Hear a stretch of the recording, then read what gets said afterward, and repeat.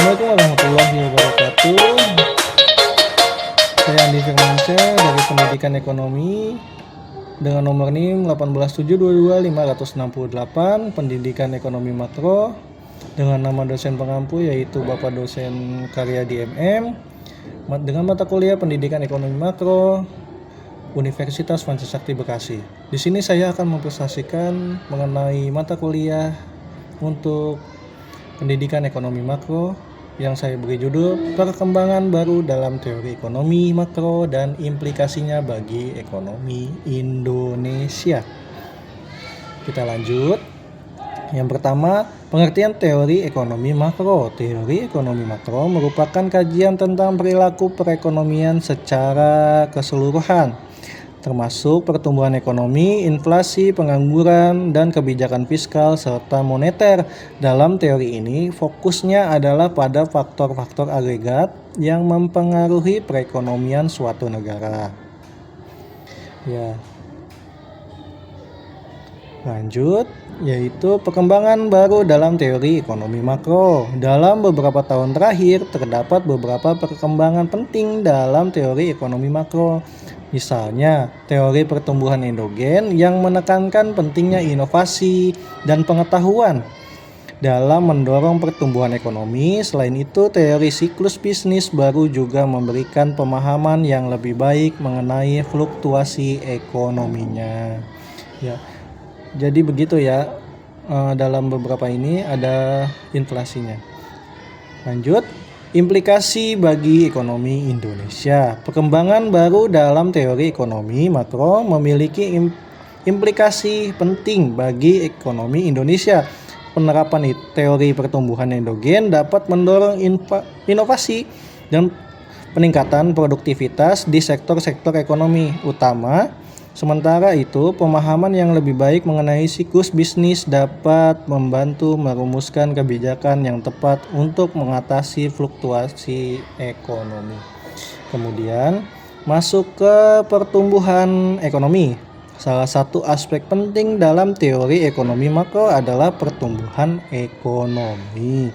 Faktor-faktor seperti investasi, inovasi, dan kebijakan pemerintah memiliki peran yang signifikan dalam mendorong pertumbuhan ekonomi suatu negara.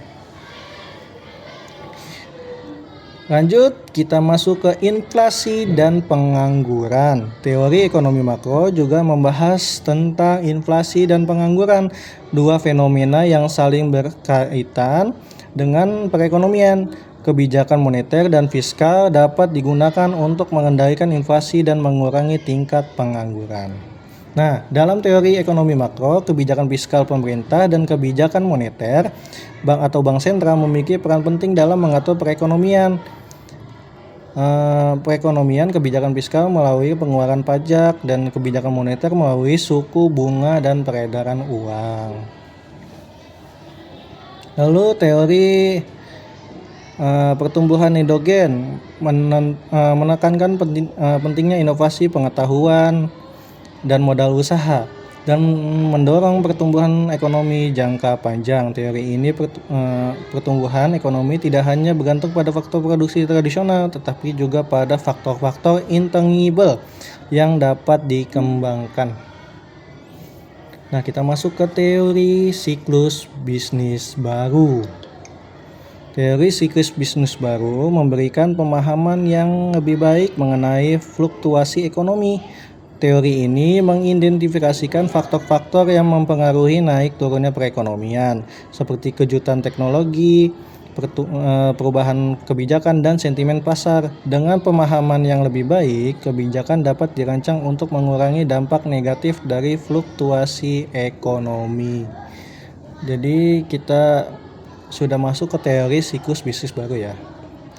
Penerapan dalam konteks ekonomi makro. Penerapan perkembangan baru dalam teori ekonomi makro pada konteks ekonomi Indonesia memerlukan analisis mendalam. Diperlukan penyesuaian kebijakan fiskal dan moneter yang sesuai dengan kondisi ekonomi dan tantangan yang dihadapi. Selain itu, kerjasama antara pemerintah, akademis, dan sektor swasta juga dapat dalam mendorong pertumbuhan ekonomi yang berkelanjutan.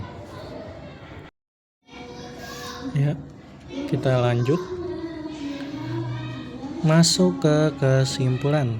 Dalam presentasi ini kita telah membahas perkembangan baru dalam teori ekonomi makro dan implikasinya bagi ekonomi Indonesia, penerapan teori pertumbuhan endogen dan pemahaman yang lebih baik mengenai siklus bisnis dapat membantu mendorong pertumbuhan ekonomi yang berkelanjutan.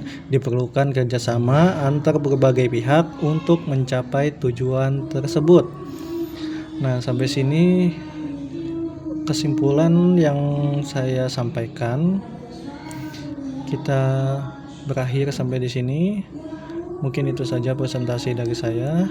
Kurang lebihnya mohon maaf. Assalamualaikum warahmatullahi wabarakatuh.